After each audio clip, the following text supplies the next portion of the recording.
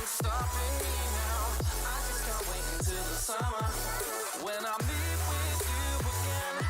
Yeah, I just can't wait until the summer when my spirit's free. No one's stopping me now. I just can't wait until the summer when I meet with you again. Yeah, I just can't wait. I just can't wait. I just can't wait. I just can't wait until the summer.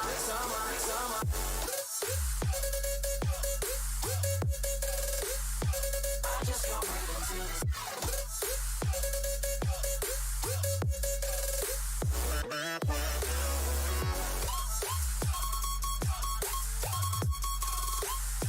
I just can't wait until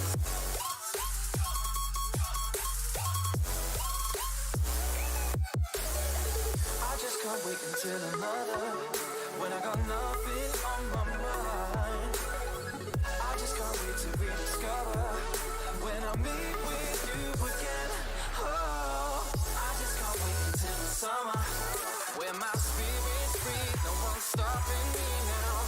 I just can't wait until the summer when I meet with you again. Yeah, I just can't wait until the summer when my spirit's free. No one's stopping me now. I just can't wait until the summer when I meet with you again. Yeah, I just can't wait. I just can't wait. I just can't wait. I just can't wait until the summer.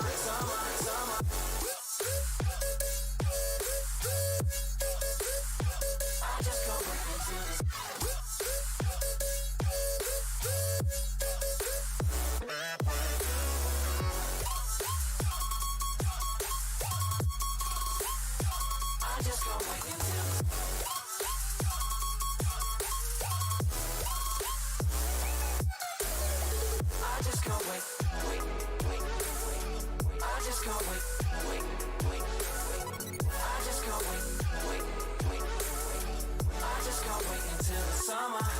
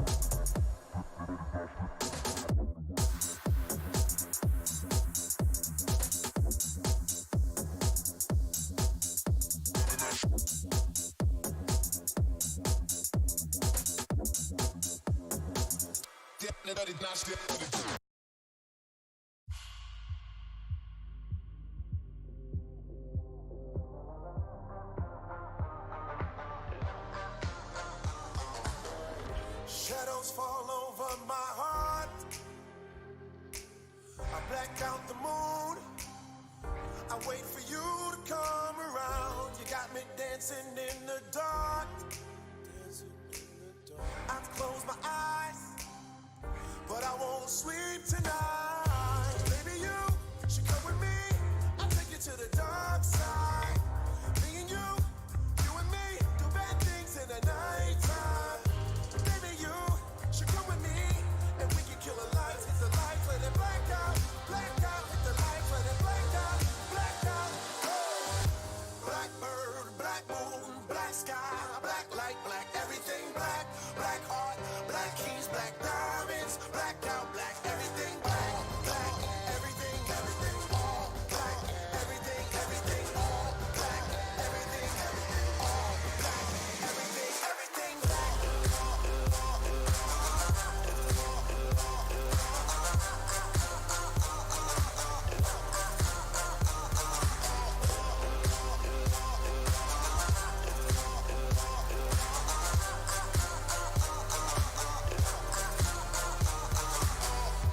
In a nocturnal state of mind, children of the night, but it's the only way of life. It's black holes pulling me inside of this black heart, the black soul underneath this black sky. Baby, you should come with me. I'll take you to the dark side. Me and you and me, do bad things in the nighttime.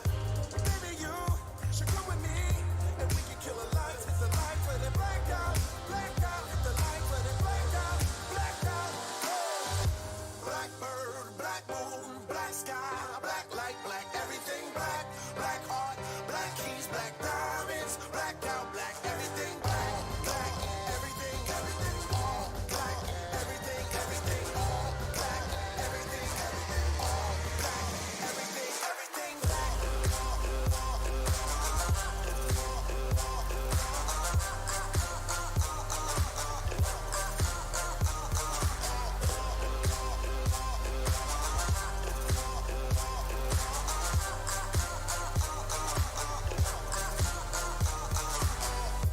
Baby, you should come with me. Me and you and me. Baby, you should come with me, and we can kill the lights, hit the lights, let it black out, hit the lights, let it black out, Blackbird, black moon, black sky, black light, black everything, black heart, black keys, black diamonds, black out, black everything, black everything, all black, everything, all black, everything, all black, everything, black.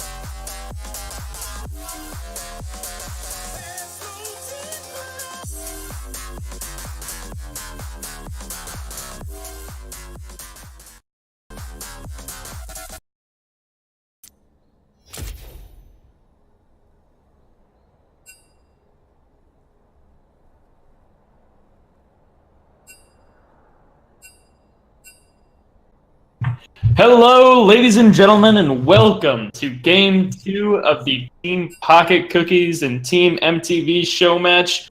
My name is Sir Potato the Ninth, and I am joined here by my co-host, Belka Rama. We are getting into the Big Pan. This is the most organized instance of the 25 show match we've had. Jeez.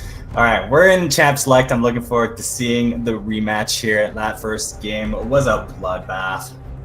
Oh yeah, Team MTV absolutely rolled over Team Pocket Cookies. And it looks like they've regrouped and they're going to be playing a pretty similar strategy to what they did last game. So we'll see if they're able to utilize what they did last game any more efficiently this game, or if it'll be another roll again. Well, personally, I'm hoping to see some better vision control from the side of Team Pocket Cookies, so they don't get caught out constantly when trying to make plays. It wasn't even just trying to make plays, just trying to exist on the map was a struggle at times, with the Ramus and the Cassidon being a huge threat. Yeah, absolutely. Really, it was tough. Pocket Cookies. And it wasn't helping that Team MTV drew that game out way longer than they needed. So Team Pocket Cookies had to exist in that very difficult stage of just existing in a game that you're losing and can't do anything. Yeah, Tai T not having himself the best of games on the Nocturne, getting caught out frequently trying to make plays. I think he ended that game with the big 12 deaths, a really unfortunate game. So I'd kind of like to see a little bit more reserved gameplay. Yeah, I think that's a very good way of putting it, reserved, because last game you saw TPC going up all the time and not doing anything. They would go and face check and they'd run away, and oftentimes they'd get killed because they don't have vision, or they would get a kill maybe and they would be way too far forward in lane and they'd get killed again. You know, I was hoping for something different, but it looks like the exact same strategy is coming out from MTV. We have a tanky top lane with the Ramus supporting the ganks, and on the other side, you've got the Mundo again and Nocturne. Not much change here. The only thing that's really different is the Vladimir coming out here instead of the Ahri. Cassidon again, exact same 3 picks that rolled the game last time. So MTV figuring, well, worked the first time. Let's do it up again. And I'm really not too fond of Ardor Maiden picking Vladimir over Ahri, because last game, part of TPC's problem is that they didn't have any engage. And at least with Ahri, you have a pick tool with your charm, but with Vladimir, you kind of just hope that the rest of your team has enough tools to engage that you're able to put down all of your abilities. And as we're going to see, they do have a Lux and a Varus in the bottom lane, which will be pretty useful, but I'm not sure. I think the Ahri was banned. Of course, they do this in Pro Draft. So unless I actually look at the Pro Draft, we're not going to see the correct order that just go down the list here. So the Ahri was taken out just to prevent Ardor Maiden from having the initiation and the CC on the mid laner. Instead, it is the Varus, like you said, who will be providing a little bit of initiation with his ultimate, and the Nocturne with follow-up initiation to try to take out somebody. But absolutely. Yeah, you're absolutely right. The Ahri was banned away before.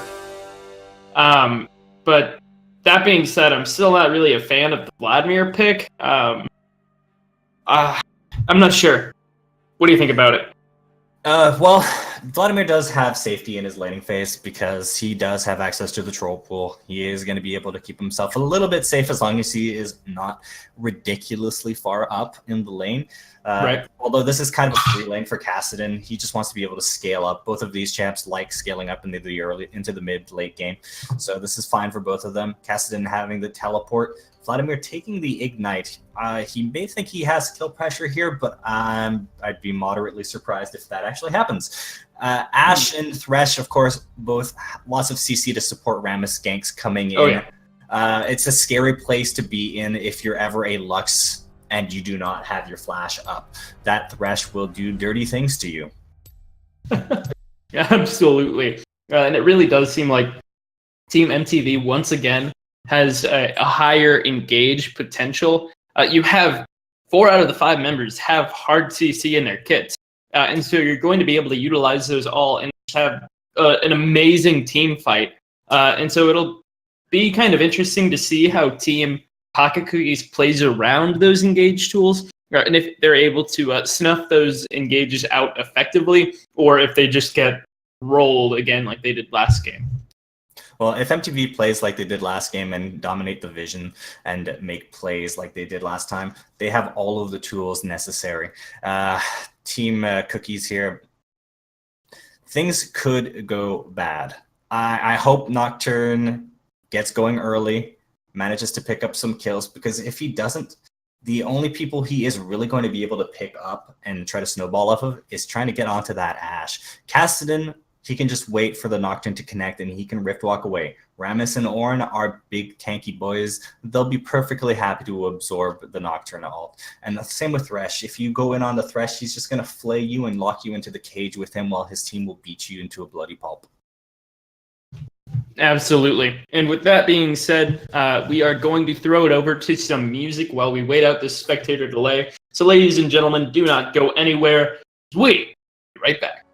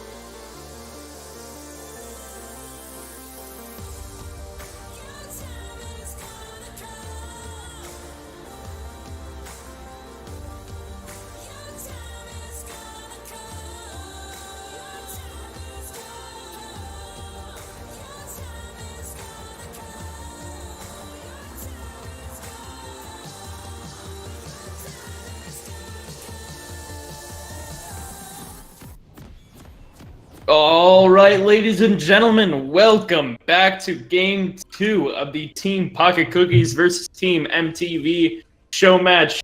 My name is Sir Potato the Ninth, and I'm joined here by Belkorama, and this is not the staff showmatch, as the screen would have you believe. Again. Anyways, it's still there. Let's get into introducing the team. On the blue side, you have Team Pocket Cookies. And in the top lane, you have B Crow League on the Mundo in the top lane. Tai T on the Nocturne in the jungle. Ardor Maiden on Vladimir in the mid lane.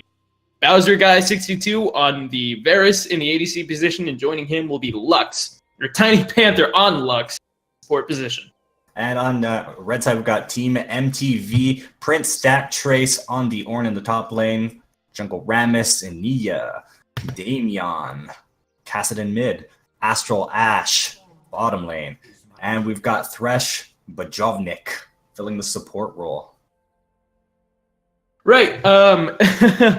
And a little something I'd like to point out.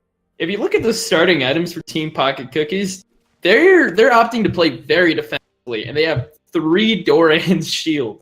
So every single laner is starting with the Doran shield as opposed to starting aggressively or defensively.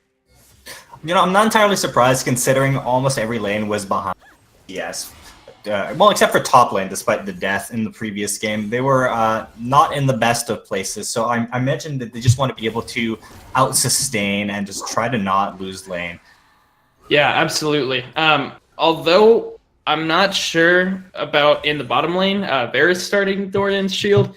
Last game, it definitely made sense for him to play using it because he was a very squishy champion against Ashe and Anami, so they're going to get a lot of poke. But against the Thresh, I'm not sure that I'd still support that because the Thresh isn't going to be able to poke you as much as the Nami would be. Right, these two... Ashe and Thresh are probably going to get most of their damage off onto you if they're going to all in. The Ashe does offer a fair bit of poke, but in general, the Varus and Lux should be getting more poke off, so being able to assist your Lux in the poke wars would be beneficial. Yeah, absolutely. And already, you see there, you get really the nice Lux. double binding. Oh, yeah, and you get the 2 auto attack procs onto Bojovnik. That's a lot of damage. And especially considering the fact that Doran, or all the support items, now cost 50 more gold. That's a little bit less mana or health regeneration you have. So getting all of the poke onto the support, or at least any poke onto the support, is very beneficial now. Yep, and Thresh already blowing through both of his potions in this lane. He does have the Biscuit to try to get a little bit of extra sustain, but he's at level 2 and he's already down on his potions. So really good job by Lux here, getting the poke off. Yeah, absolutely. And more often than not, Lux support is not generally a good idea. However, I've got to give credit where credit is due, and Tiny Panther is doing a very good job of utilizing this pick and has gotten another root onto Bojovnik. You're right. Unfortunately, the root preventing the Thresh from going in onto the hook that he landed. So pretty fair trade over there. It looks like across the board still, other than this bot lane, they're being shoved in and taking a fair bit of harass. Yeah. MTV is doing a really good job of abusing their enemies, and there's only 1 potion left on any laner for Team Pocket Cookies. I think the only downside here is... Oh, hang on. Oh, yeah, you see Tiny Panther forced to flash away as Bojovnik got a good hook. Nothing else comes of that play, though. Bojovnik did use Ignite, and that will be a tool that could have been utilized later, but Tiny Panther will be forced back.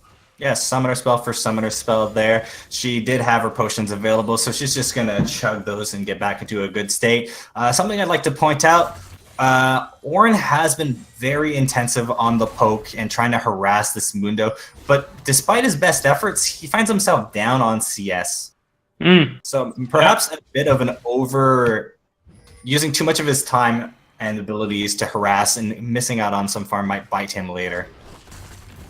Yeah, absolutely. You can see here, even now, he's still going for the minions. But the thing about Mundo is that no matter how much harass you deal out, he's still able to just sit out for a couple of seconds, and then he regens most of his health. Especially with Doran's shield, when you're still getting even more passive regeneration Mundo really doesn't have to worry too much about getting poked out in lane.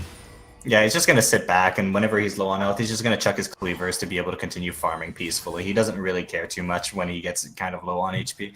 It's only an issue when a gank is about to come in, but as you can see, this time the Mundo has vision placed. Ooh. He is in good position. Tai-T spotting out in Nia.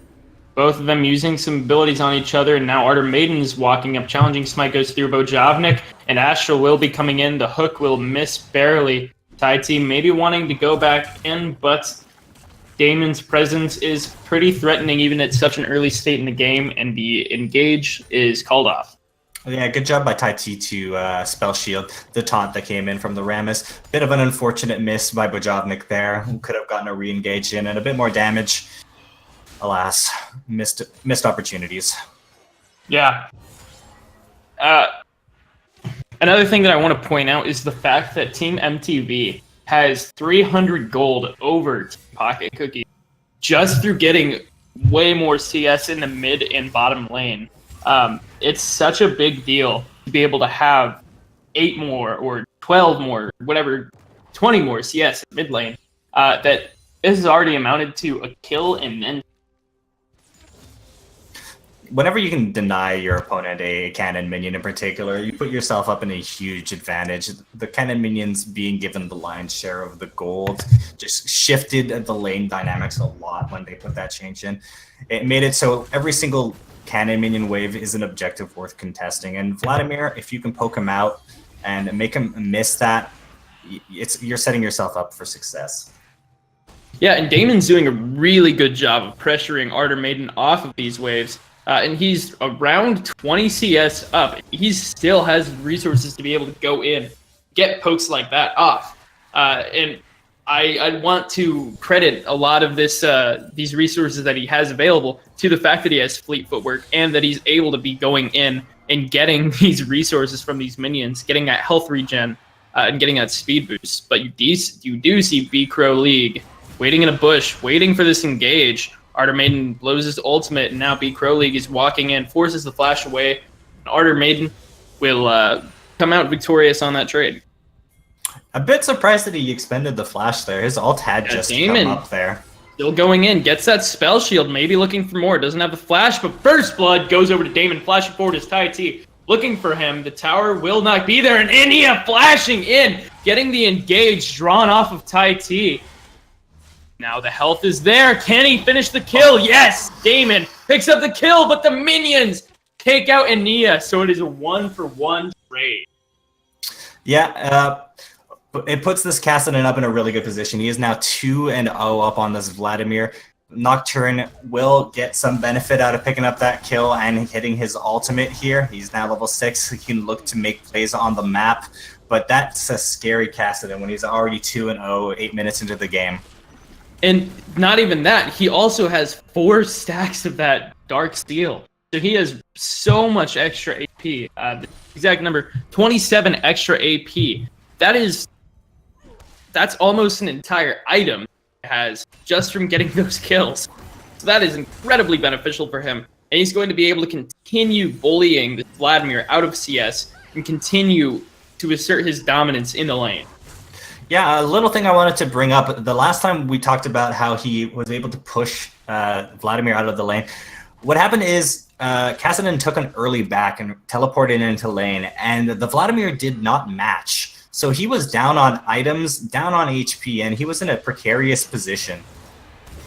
Oh, you see Ardor Maiden getting engaged on Tai-T coming in as well. The powered Q won't be doing a whole bunch of damage yet. Tai-T gets taken out by Damon, surprisingly. Out in the bottom lane, you see the engaged Shiny Panther so low, looking for anything, but nothing is there to be found.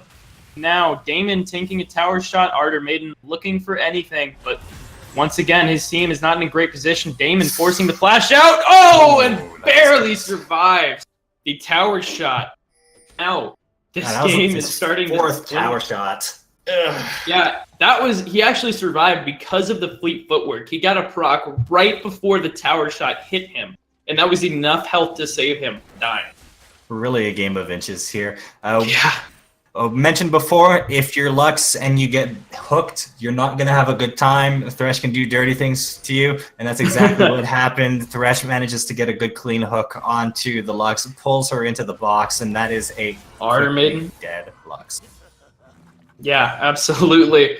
And now MTV is starting to develop a pretty significant lead as they are around 2,500 gold over Team Pocket Cookies. And really, at 10 minutes, that's nothing to scoff at. And they should be able to develop this lead even more. And Damon going in for another kill, the ultimate cast by Ardor Maiden, not going to be enough to... Oh, wait, you see the Rift Herald getting taken. B. Crowley tries to contest it, but might have set himself up for failure. The ultimate from Prince Stack Trace is going to miss completely, unfortunately. Yeah, that's a little extra added benefit. They managed to pick up a Summoner Spell and the Rift Herald here. Puts Mundo in a bit of a dangerous position. And it looks like they're coming back Oh, from no, more. B. Crow League, what are you doing? This is the exact same thing that we saw last game. You see Team Pocket Cookies running into the jungle, or running anywhere without any knowledge or vision of where the enemy jungle is. But you do see the Lux ultimate coming in. Prince Stack Trace does take out B. Crow League. Time to play it through. Flashes in. Taiti gets kill on it in Nia. Now Prince Stack Trace is trying to run away. Taiti dodges the dash.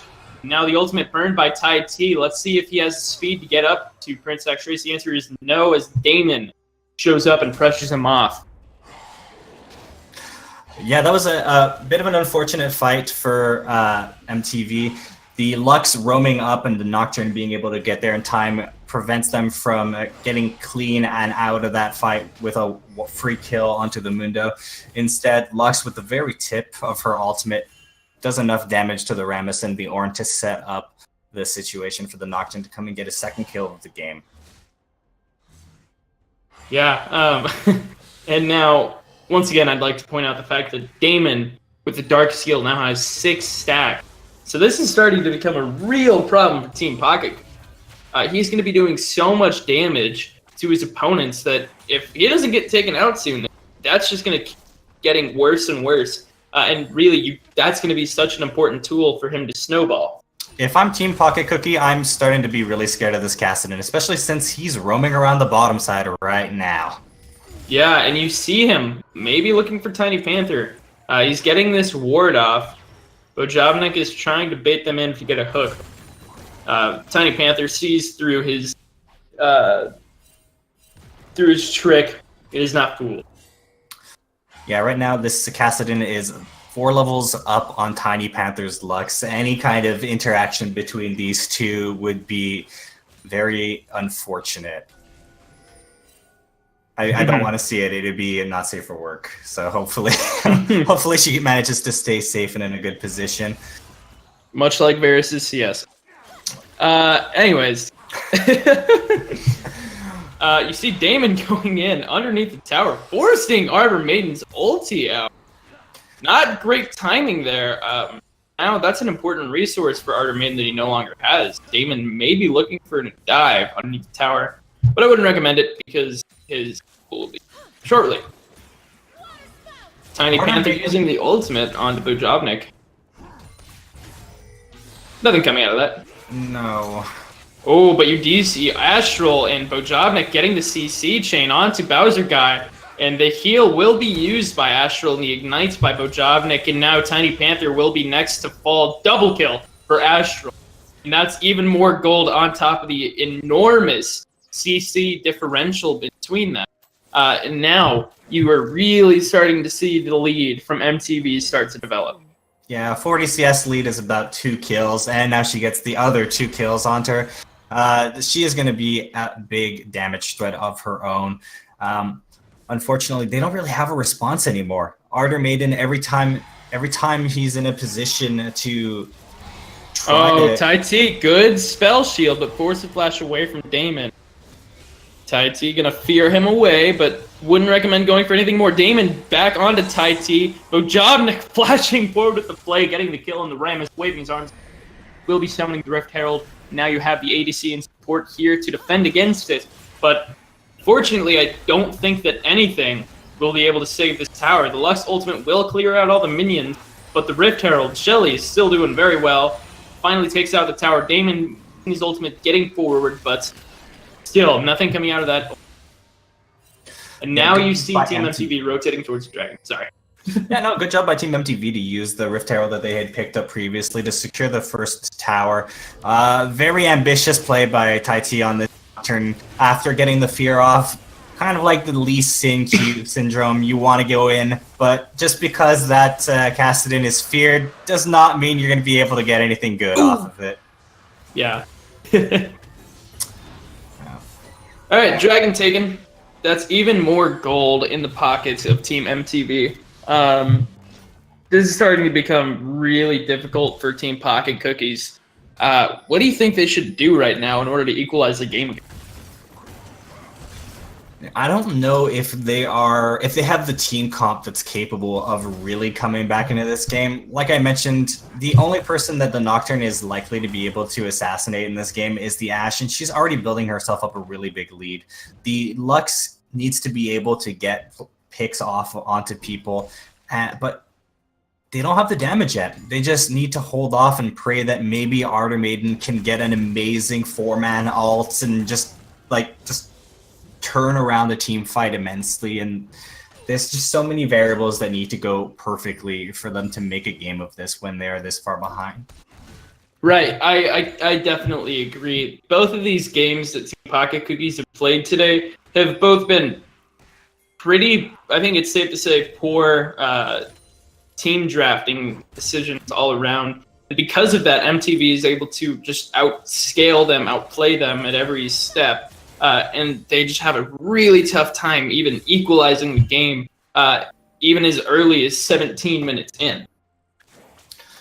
Yeah, and they're not in a good position either when as soon as this cast-in shows up anywhere, you're forced to blow summoners.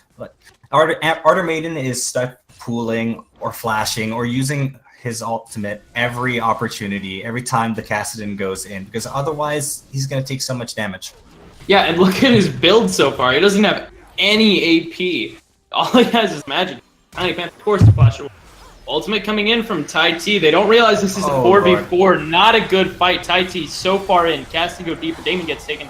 Gets the kill onto Tai T. And Ardor Maiden forces Sanguine Pool out of there. And then Bojovnik forcing the flash out with an excellently placed hook. And now Bojovnik may be in trouble, but absolutely not in trouble because their team is just so far ahead at this point. Now B Crow League forced to use his ultimate in order to not die. Bowser Guy forced to heal. Really, a whole lot of summoner spells and important abilities are getting forced out by Team MTV. Well, while only a 1-for-0 shown here, it puts them in a really good position for the time of fight. They got almost every single important summoner out, and they didn't really have to expend a whole lot for that. Nocturne ulting in without vision of how many people were in the area puts him into a suicide path as he runs right into the Kassadin and the entire team. Really good ultimate by Ardor Maiden, but without any damage follow-up, all it does is nothing, really. It's a little bit of damage, but it's not enough. Right. And one thing that I'd also like to comment on is in the top lane, you really haven't seen anything going on so far. B Crow League and Prince Stack Trace have both been just farming in top lane, not really doing anything else. And now you're starting to finally see Prince Stack Trace go into the bottom lane with the lane switch with Astral and Bojovnik. So now B Crow League is going to have an especially difficult time against Astral because of his build with the Executioner's Calling. Yeah, the best thing you can say about these top laners is that they exist. So far, not a whole lot going on, but not in a good spot. Damon going forward and getting the kill. And now B Crow League. Force underneath this tower. 4-man dive is in the works. Yeah, and Bojovnik definitely have the help to make this happen. But it seems like they're going to just...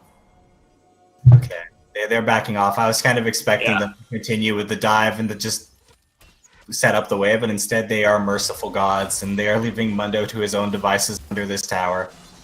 Bowser Guy surprisingly still alive, gets his ultimate off and the Lux ultimate as well, but there's no damage in that. Damon gets killed onto Bowser Guy 62, and now Ardor Maiden is trying to run away into Tiny Panther Q with Roots. It's going to be super helpful. And now B Crowley, hey, he gets the shutdown onto Astral. There you go. Team Pocket Cookies getting their third kill up. But that's not going to be enough. Team MTV is so far ahead already. 7,000 gold ahead at 20 minutes. It's very unfortunate that Astral stayed behind and went super aggressive against the Mundo. As an AD carry player, even if you're a little bit ahead, you have to your job.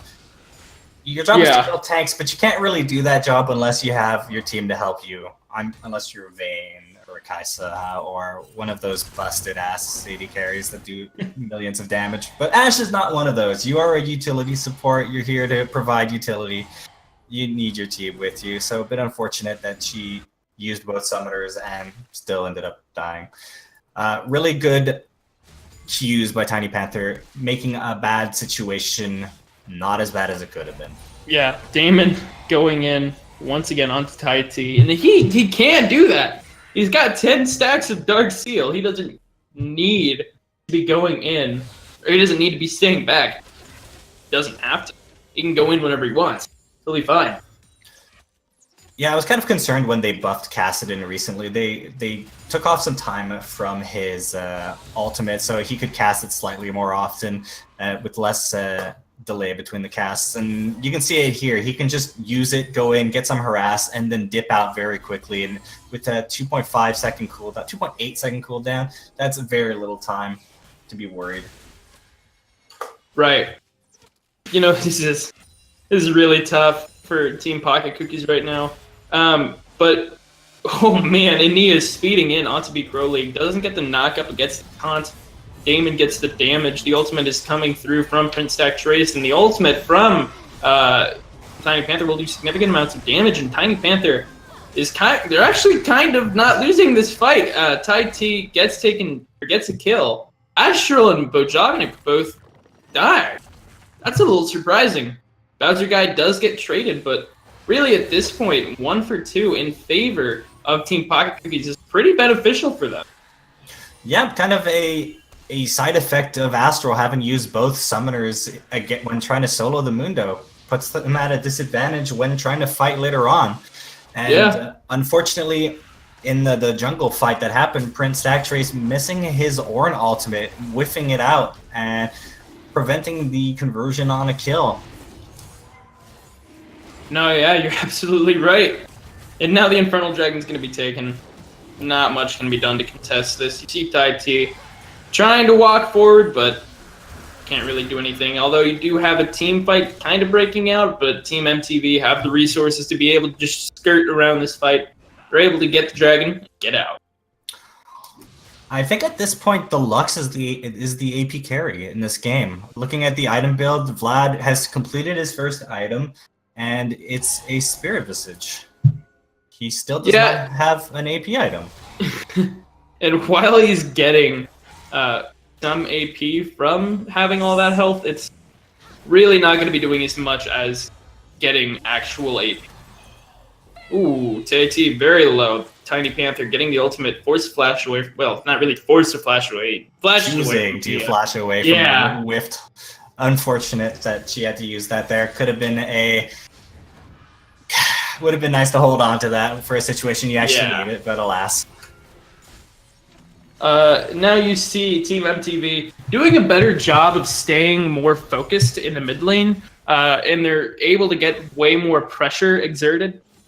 B Crowley forced to use teleport into the bottom lane to match Prince Stack Trace, who is very wisely split pushing and trying to get a tower. And that's honestly the best play for MTV, is to have a 4-1 split going. Because you win the team fight, and because you have a very strong split pusher, you're able to set all of your team in one lane and just have one person forcing somebody, your tank, into another lane, and just winning any fights that come up, or winning in the bottom lane with your tank.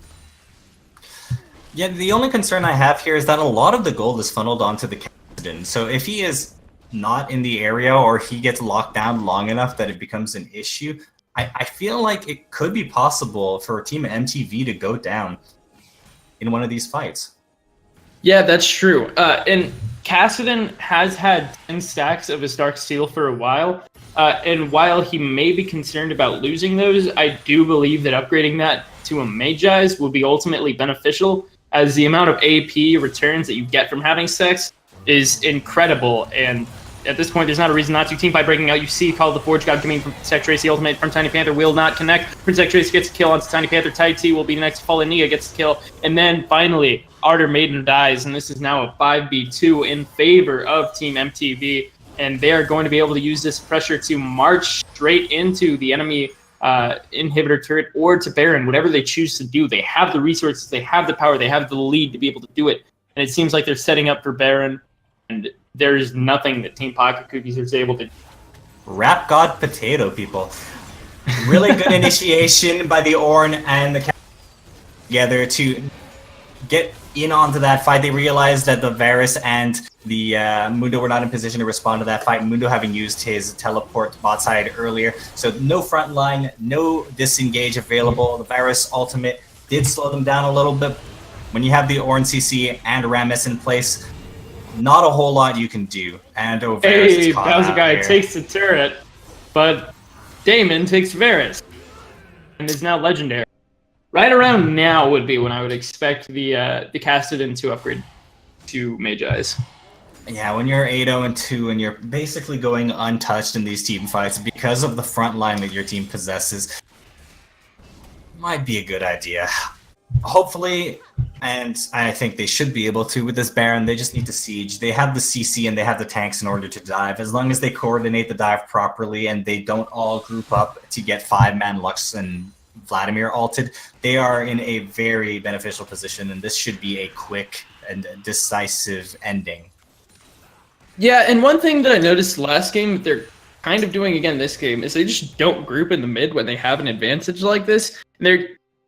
They're not grouping still, even though they should be. They have the advantage every single way. They're almost 10,000 gold ahead. There's really no reason not to. Tai T forced to flash away. Even then, just group up and end the game. You have the gold. You have everything you need to be able to do that. Now, Bojovnik and Prince Tech Trace grouped together. The ultimate from Lux will go through. Call of the Forge God coming through. Now a lot of damage is actually getting onto MTV, and Astral takes out Tai T, but that's not the end of the fight. Annie takes out Ardor Maiden, and now everybody's dying on Team Pocket Cookies. The only reason Varus is alive is because he wasn't grouped with his team. That's going to be the game. There's nothing that Team Pocket Cookies can do. And really, I don't think that if Varus was there, then team fight would have changed. That being said, him not being with his team is not good. No, not ideal. It's a bit unfortunate. MTV, with their lack of willingness to group up, Team Pocket Cookies does it for them. Picking a fight and forcing the response from Team MTV there.